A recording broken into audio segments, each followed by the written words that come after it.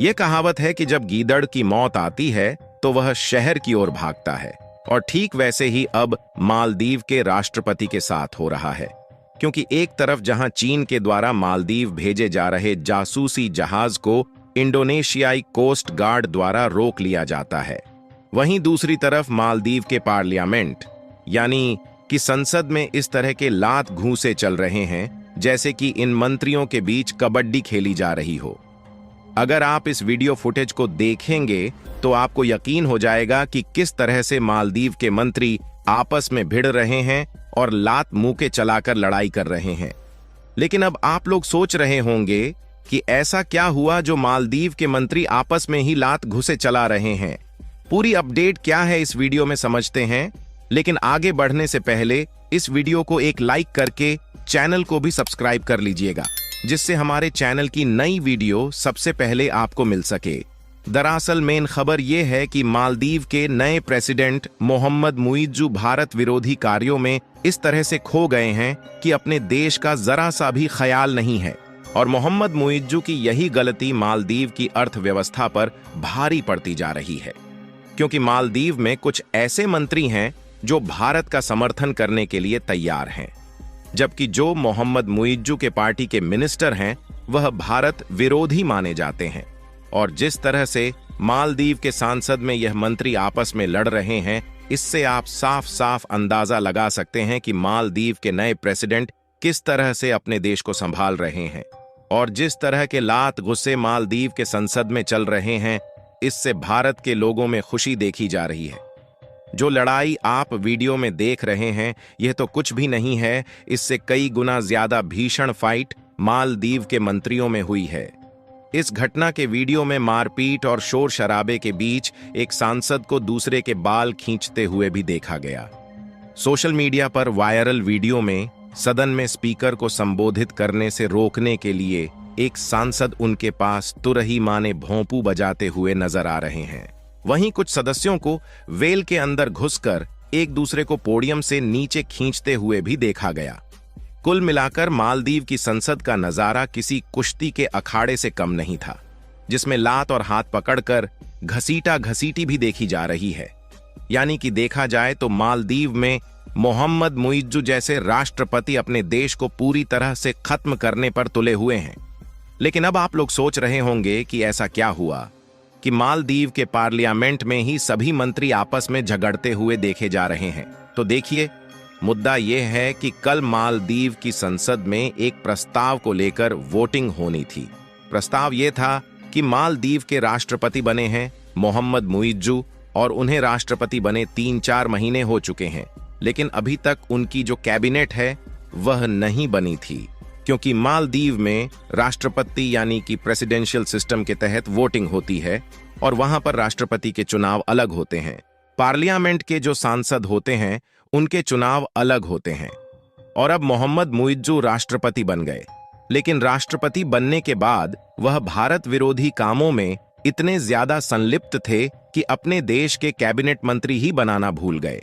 आज तक वहां पर मंत्री ही नहीं बना, और इसीलिए जब मालदीव के लोगों ने सवाल उठाने शुरू किए कि हमने तुम्हें राष्ट्रपति इसलिए बनाया है कि तुम हमारा डेवलपमेंट कर सको और हमारे यहाँ पर जो सुविधाएं हैं उन्हें इम्प्रूव कर सको, लेकिन तुम तो ये कुछ कर ही नहीं रहे, क्योंकि आज तुमने किसी विभाग का कोई मंत्री अभी तक नहीं बनाया। तुम तो भारत विरोधी काम में इतने संलिप्त हो कि सब कुछ भूल बैठे हो। और क्या तुम राष्ट्रपति सिर्फ और सिर्फ इसलिए बने हो कि भारत का विरोध कर सको? और इसीलिए कल मालदीव के राष्ट्रपति मोहम्मद मुइज्जू को इसकी याद आई, और उन्हें पता लगा कि लोगों में गुस्सा है, तो इसे शांत करने के लिए उन्होंने अपना कैबिनेट बनाया, और उसके बाद उसका प्रस्ताव संसद को भेजा। क्योंकि संसद में इस प्रस्ताव पर वोटिंग होनी थी कि मोहम्मद मुइज्जू ने जो अपनी कैबिनेट बनाई है इसे अप्रूवल दी जाए या फिर नहीं। और यहीं पर मोहम्मद मुइज्जू फंस गए। दरअसल मालदीव में राष्ट्रपति भले ही मुइज्जू हो, लेकिन जो मालदीव की संसद है वहां पर बहुमत विपक्ष पार्टी के पास है। मान लीजिए यही कैबिनेट का प्रस्ताव अब से कुछ महीने पहले जब मोहम्मद मुइज्जू राष्ट्रपति बने थे तब संसद में आता तो आसानी से पास हो जाता, क्योंकि जब नया राष्ट्रपति चुना जाता है तो जनता उसके साथ होती है। विपक्षी पार्टियां भी उससे टकराने की कोशिश नहीं करती। लेकिन अब कई महीने बीत चुके हैं और कई ऐसे मुद्दे उठे हैं जो मालदीव के प्रेसिडेंट मोहम्मद मुइज्जू के खिलाफ, जिससे मालदीव के लोगों में उनके खिलाफ गुस्सा है। ऐसे में विपक्षी पार्टियों को लगा कि यह हमारे लिए एक बड़ा मूवमेंट है, जनता हमारे साथ धीरे धीरे आ रही है, क्यों ना यहां पर मोहम्मद मुइज्जू को फंसा लिया जाए। और इसीलिए कल विपक्षी पार्टी ने तय किया कि वह इस कैबिनेट को अप्रूव नहीं होने देंगे, मतलब इसे स्वीकृति नहीं करेंगे, बल्कि इसके खिलाफ बहुमत में वोट देंगे, जिससे कि एक कैबिनेट गिर जाए। जब मोहम्मद मुइज्जू की पार्टी को भी पता चला कि उनके प्रस्ताव को गिराने की पूरी कोशिश की जाएगी, तो इन्होंने सबसे पहले सांसदों के जितने भी माइक थे वह हटा लिए। उसके बाद वहां जो स्पीकर था वो विपक्षी पार्टी का ही था, इसलिए उसे भी घेर लिया और उसे बोलने नहीं दिया गया। उसके बाद दोनों पार्टियों में झगड़े स्टार्ट हो गए, धक्का मुक्की, और फिर बाद में मारपीट और बालों को उखाड़ने तक बात पहुंच गई।